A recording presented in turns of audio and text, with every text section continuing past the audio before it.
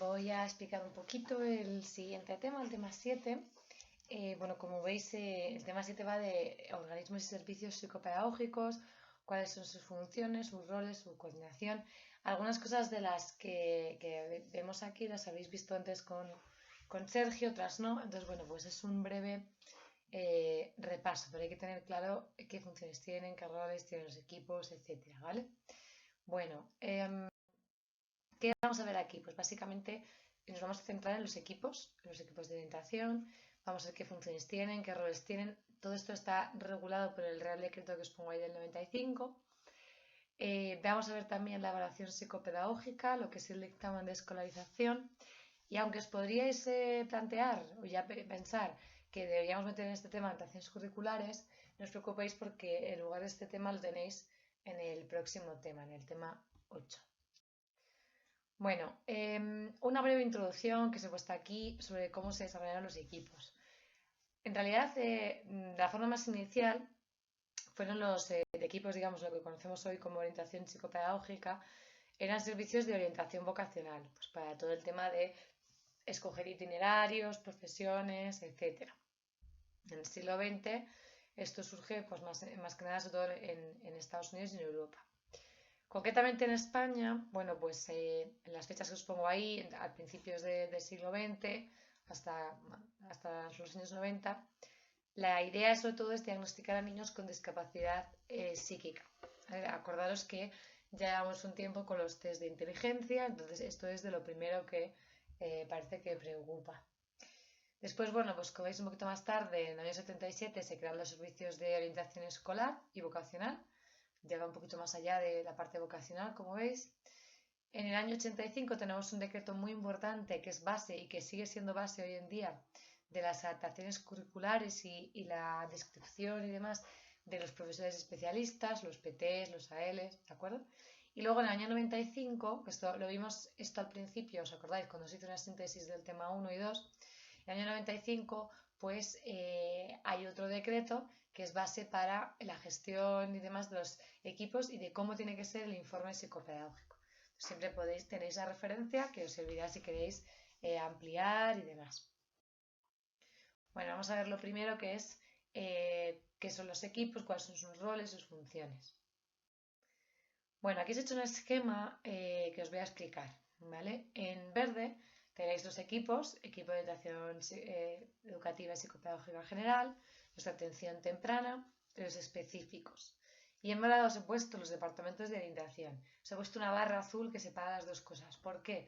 Para que entendamos que los equipos no están incorporados del centro educativo. Sin embargo, el departamento de orientación sí que forma parte de los institutos, es decir, está integrado en el centro, ¿vale? Por eso os pongo simplemente esa distinción por colores, ¿vale? Bueno, inicialmente, fijaros, en los equipos de atención temprana sería el primer servicio, ¿no? Por así decirlo, que va a tener contacto con los niños y las familias, puesto que dan atención en los primeros años de educación infantil. Después, los últimos años de educación infantil y primaria, al menos es así, ya os digo, en la Comunidad de Madrid, van a dar atención, van a ser abarcados por los equipos generales, ¿de acuerdo? Y en todo este periodo están también los equipos específicos que están más centrados en discapacidad motora, sensorial y autismo, que van a dar atención en todas las edades, sobre todo una orientación y un apoyo a los otros dos equipos, atención temprana, los generales y al departamento de orientación también, ¿vale? Por último, el departamento de orientación pues también va a dar atención a los alumnos y a sus familias y a la escuela, ¿vale? Pues os pongo ahí que es a las tres cosas, todos los equipos van a asesorar más en educación secundaria, ¿vale? Entonces os he puesto que además de educación secundaria, que es lo que se os ocurre probablemente de primera mano, también van a asesorar la Comisión de Coordinación Pedagógica y los departamentos didácticos que se dan en FP y en bachillerato. Esto es importante tenerlo claro, ¿vale? Si yo os pregunto un rango de edad y qué equipo, por esa edad o por ese ciclo o por ese nivel educativo, qué equipo se encargaría, pues tenemos que tenerlo claro. Bueno, aquí atendiendo a la normativa, ¿vale? Simplemente os he sintetizado cosas importantes os he subrayado para que tengáis en cuenta. Evidentemente, uno de los principales roles y funciones de los equipos es la evaluación psicopedagógica, que es necesaria para luego determinar el tipo de apoyos necesarios, de modalidad educativa, y también es un rol y una función el seguimiento y el apoyo de todo el proceso educativo, ¿vale? No es solo en un momento inicial hacer una evaluación, sino también el seguimiento y el apoyo durante todo el proceso. Esto como norma general. Los equipos de atención temprana y los equipos generales, pues sobre todo es la detección precoz, obviamente, son los primeros que van a detectar, van a tener ese contacto inicial con el niño, orientarles también a las familias y van a prestar prestar sus servicios en los centros de educación infantil y primaria y también en los centros de educación especial.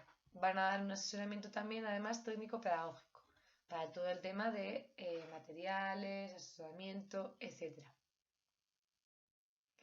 Los equipos específicos van a dar un apoyo a los equipos de atención temprana, a los generales, a los departamentos de orientación, sobre todo pues temas, imaginaros, de material, de orientaciones concretas para alumnos, sobre todo cuando hablamos de, como habéis visto, de discapacidad motora, de autismo, ¿de acuerdo? Vale.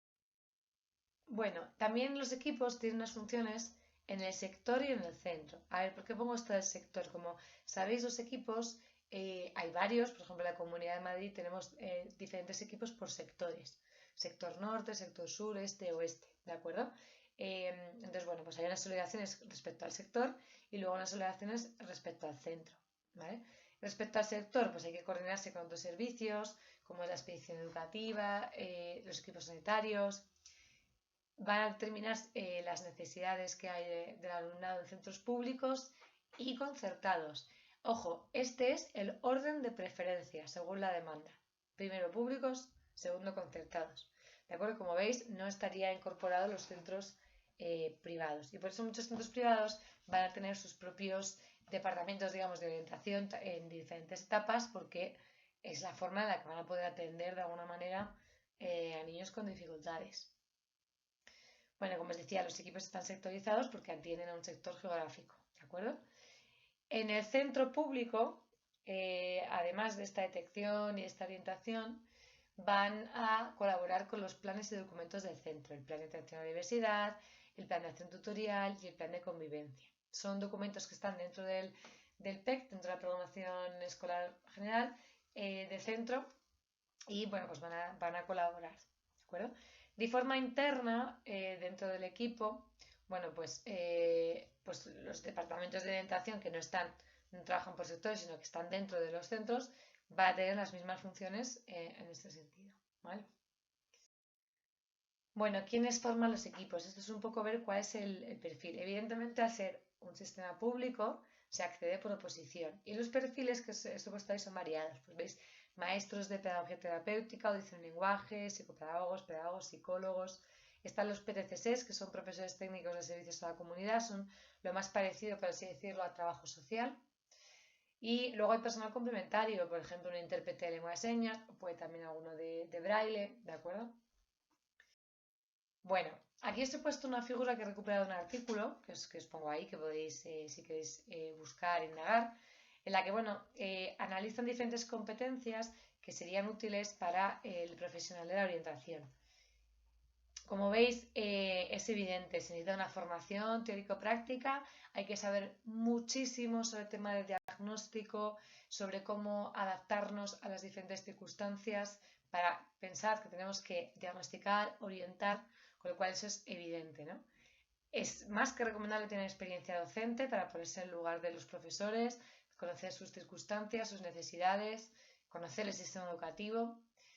Es necesario también conocer la normativa y estar constantemente actualizándose. Como veis, en este caso la normativa de presupuesto, que es la que está vigente, pues ya tiene unos años, pero muchas veces hay cambios y sobre todo con cambios de legislación, pues bueno, que hay que tener en cuenta, ¿vale? Para el sistema general.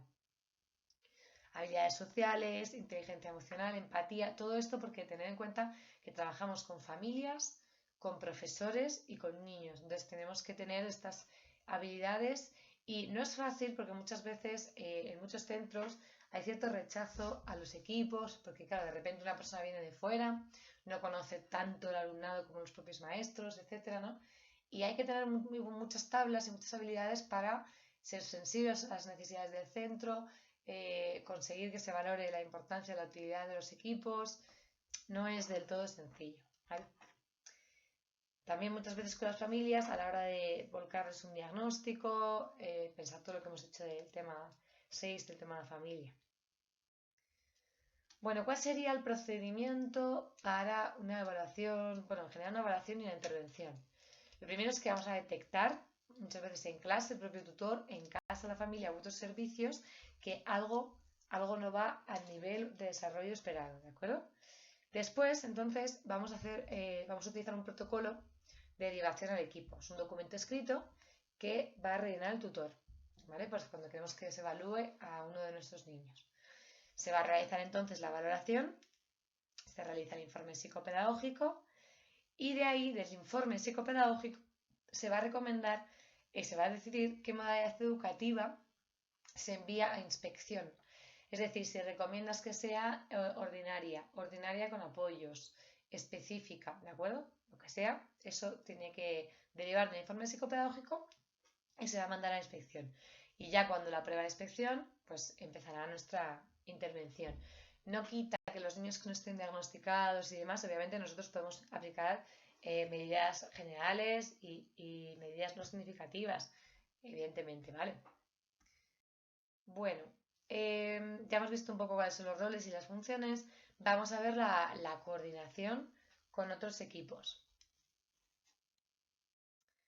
Bueno, hay que coordinarse con servicios educativos como la inspección, como os acabo de decir, vamos a mandar esas decisiones derivadas del informe, lo vamos a mandar a inspección, con los otros equipos, pues el equipo de atención temprana, con el general, etcétera, ¿no? Imaginaos cuando un niño va cambiando de etapa, pues toda esa información que podemos pasar de equipo a equipo, evidentemente, ¿vale?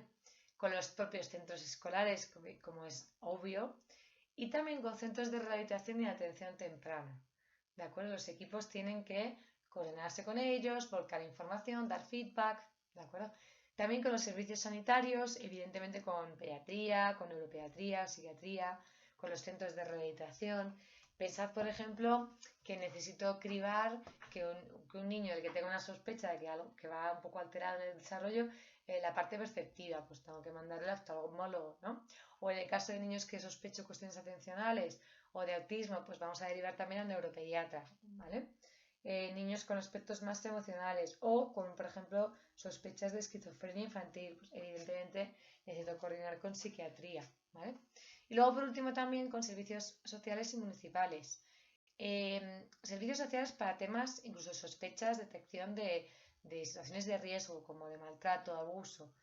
Con el Centro de Atención a las Familias, con los CAF, esto son centros públicos, puede acudir cualquier persona, hay un teléfono, tiene una web, o sea, es acceso fácil y muchas veces vamos a tener que coordinarnos cuando tenemos situaciones familiares complejas. Y luego tenemos el centro base de valoración que nos va a ayudar para todo el tema de valorar niveles de minusvalía y discapacidad que a los papás muchas veces nos van a venir bien para que las personas que tengan estos niveles pues puedan recibir ciertas ayudas, reducciones fiscales, etcétera. Bueno, ya nos iríamos un poco al tema de la evaluación psicopedagógica. Bueno, aquí os hacía pensar, previamente antes de explicar, qué pensáis vosotros, cuáles son los objetivos, ¿no?, de la evaluación psicopedagógica. ¿La evaluación psicopedagógica, su objetivo es simplemente detectar una necesidad o va más allá? Bueno, pues va más allá, ¿de acuerdo?, de detectar una necesidad. Aquí veis en el decreto, este concretamente es lo que se aplica a la Comunidad de Madrid, que es un proceso en el que vamos a recoger información, la vamos a analizar, la vamos a valorar sobre el alumno, sobre su contexto, con la intención de determinar si el alumno tiene necesidades educativas especiales, si precisa de adaptación curricular, de acceso significativa, de enriquecimiento, de ampliación curricular o flexibilización. Son medidas específicas, ¿de acuerdo? Y para tomar decisiones relativas a su escolarización y promoción. Qué tipo de centro, etcétera, ¿vale? Como veis, Esto es ya más específico, no habla tanto de ver qué medidas generales puedo aplicar ni adaptaciones metodológicas. Fijaos que no es eso, ¿vale? Estas evaluaciones van a ser revisadas al final de cada etapa y a petición del centro, también al finalizar el tercer curso de educación primaria. Esto es importante para saber cuándo se vuelve a revisar, cuándo se vuelve a hacer una evaluación, ¿de acuerdo? Entonces, toda esta información se recoge en un informe psicopedagógico que, bueno, tenéis un anexo para ver cómo son, aunque también tenéis el caso del seminario. Básicamente, quedaos con la idea, no es exclusivamente detectar una necesidad, sino recoger esa información, analizarla, detectar, para tomar decisiones, ¿de acuerdo? Para tomar decisiones. Es un documento escrito y la información que vais a, la que tiene, ¿no? Es tanto cualitativa como cuantitativa. La diferencia entre una y otra es que si es cuantitativa, veis, por ejemplo, el resultado que hemos visto en el caso de los test. Tal puntuación, tantas derivaciones típicas, una edad equivalente de tanto. Eso es una información cuantitativa. Cualitativa es más descriptiva, pues como por ejemplo lo que podéis ver en la entrevista, ¿de acuerdo? Cómo se desenvuelve en su vida diaria. No estoy cuantificando, pero eso es más una descripción, más descriptivo es cualitativo. El lenguaje debe ser claro, por supuesto, y hay que tener en cuenta de que es un documento confidencial. No puede salir de las personas interesadas, de la familia y del equipo. No es algo que se pueda difundir, ni mucho menos. Son datos sensibles y, de hecho, para todo el tema de protección de datos con alumnos menores hay muchísimas precauciones. ¿Quién va a realizar esa valoración? Bueno, pues la orientación educativa, los equipos, ¿de acuerdo? Es cierto que las evaluaciones también hay veces que los realizan centros privados y bueno, pues esa evaluación es válida, pero es el equipo el que tendrá que recoger de ese informe que se haga, hacer luego un resumen o coger información de ahí, complementar, igualmente mandar ellos la decisión, la toma de decisiones, es decir, qué tipo de modalidad, etcétera, de inspección educativa, ¿de acuerdo? Bueno. ¿Qué agentes nos encontramos dentro de la evaluación psicopedagógica? Evidentemente el niño, la niña, su entorno, la familia, los profesores, el equipo de atención temprana, los equipos generales, los específicos. Pensad cuando tenemos en los específicos, pensad cuando hay discapacidades sensoriales, motrices, etcétera. Entonces que vamos a necesitar también su ayuda. Bueno, los centros privados, como os digo, es lo que acabo de comentar en la diapositiva anterior, van a proporcionar información, muchas veces extenderlos, pero no toman las decisiones en cuanto a adaptaciones o modalidad. Solo pueden poner recomendaciones. Y bueno, también que sepáis que además de que un niño puede ser diagnosticado con necesidades educativas específicas y demás por el equipo, muchas veces nos vienen también diagnosticados por un psiquiatra o por un neuropediatra. En el caso, por ejemplo, del TDA o un niño que tenga una esquizofrenia, etcétera, ¿no? Muchas veces nos van a venir también informes diagnósticos de esto, entonces tenemos que coordinar. ¿Dónde va a aparecer toda esta información de la evaluación psicopedagógica? Pues en el DIAC, en el documento individual de adaptación curricular. Ahí, evidentemente, son para niños a los que vamos a adaptar significativamente el currículum. También vamos a poner qué propuestas han hecho de acceso, las medidas de apoyo, los criterios de promoción y los resultados, evidentemente, de la evaluación psicopedagógica. Y este documento se va a adjuntar siempre al expediente académico del niño. Un poco por ver un poco lo que estábamos comentando, una actividad de verdadero o falso. Los equipos generales se dirigen a niños de 0 a 6, esto sería falso, ¿de acuerdo? Porque cogemos niños de los últimos años de infantil hasta primaria incluido, todo lo que dura la primaria. Y los equipos de atención temprana se dirigen a niños de primaria, falso, porque serían niños exclusivamente de infantil. Bueno, un ejemplo de evaluación psicopedagógica, la que tenéis en el seminario, pero además podéis consultar el anexo que veis aquí de la Orden de la Comunidad de Madrid, podéis ver claramente todas las partes de la evaluación psicopedagógica. En general, ¿qué tiene que tener la evaluación psicopedagógica? Unos datos generales, el niño, del equipo, del centro escolar, por qué se le valorará, el motivo, de su historia personal y escolar, qué antecedentes tiene, cómo ha sido su evolución, su historia escolar, qué apoyos ha ido recibiendo, si ha repetido, si no ha repetido, si ha cambiado de colegio, todo eso es parte de la historia escolar. Hay que hacer una evaluación funcional de todos los aspectos psicopedagógicos, describir primero qué técnicas se han utilizado una valoración de todas las áreas del desarrollo, su nivel de competencia curricular, tenemos que recogerlo, pues tiene un hándicap de 2 años, lo que sea, ¿vale? En matemáticas, en lengua, imaginaos cuál es su estilo de aprendizaje, su motivación y sus intereses, las cosas que le gustan, si es más o menos lento en el aprendizaje, si prefiere más material visual, todo eso va a ir dentro de la valoración funcional. Vamos a tener que dar información sobre su contexto familiar, escolar y social. Pensar en niños que tengan una cierta deprivación mental, niños que han sido adoptados, todo eso va a constar en el informe. Vamos a hacer un apartado de determinación de las necesidades educativas, qué sucede, qué necesita, qué conclusiones sacamos y orientaciones, en las que además de orientar a la familia y al cole, como habéis visto en el caso, sobre medidas a tomar generales, pues vamos a orientar también sobre la modalidad educativa. ¿Qué hacen los maestros? Bueno, pues los maestros también tienen que hacer un informe del nivel de competencia curricular del niño, de qué medidas se han tomado en este curso y en los anteriores, si debe promocionar o no, y en el caso de niños con altas capacidades, si precisa o no enriquecimiento y adaptación curricular. O sea que aquí los maestros también aportan para el informe psicopedagógico un informe aparte que nos va a ayudar a completar toda esa información. Los padres tienen que ser informados, tienen que dar su consentimiento para la valoración y también para la aplicación de las medidas que se hayan recomendado y la modalidad educativa. ¿De acuerdo? Bueno, lo voy a dejar hasta aquí y seguimos el próximo día.